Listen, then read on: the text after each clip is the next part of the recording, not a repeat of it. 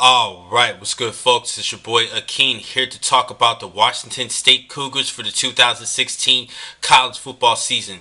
They're led by 2015 Pac-10 Coach of the Year Mike Leach. Led this team to a 9-4 overall record. Very impressive, even though I thought David Shaw of Stanford should have got the Coach of the Year honors. But I do understand the Cougars did turn their year around from 2014 to 2015 with more victories, and they're looking to at least try to make it to a Pac-12 championship and represent the North Division.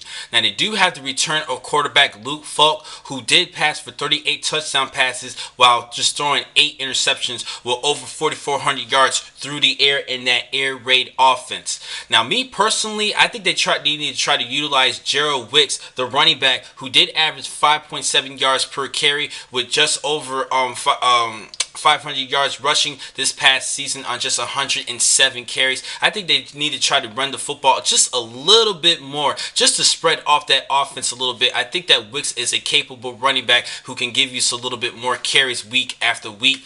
Now, as far as the wide receiving core, they do have the return of leading receiver and Gabe Marks, who had 104 receptions last season for 1,192 yards and 15 touchdown receptions. He definitely passed. Was an interesting decision of him passing out the 2016 NFL draft, but he is one of the top receiving prospects for 2017, and he does not have his running mate in Don Williams, who's no longer with the team, but the third leading receiver in River Crocraft, who did have over 600 yards receiving last season as well. Now, as far as the offensive line, they are going to play without offensive tackle in Joe Dahl, but they do have the return of first-team All-Pac performer in Eduardo Middleton, the offensive guard.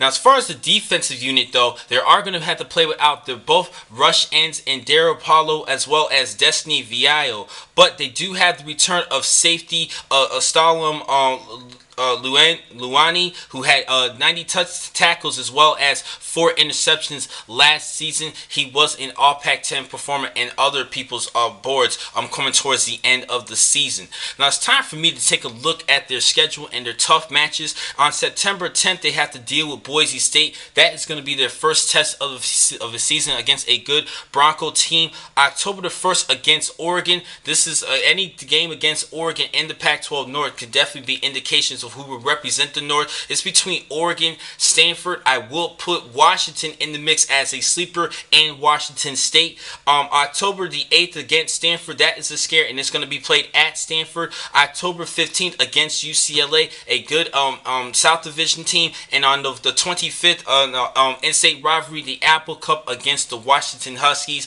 This is going to be a tough race, and I did look thoroughly within their schedule. I think they are capable to pull off a 9-3 overall record. It's going to be a tight race in the North Division, but I am going to stick with the Oregon Ducks to represent the North for the Pac-12 championship.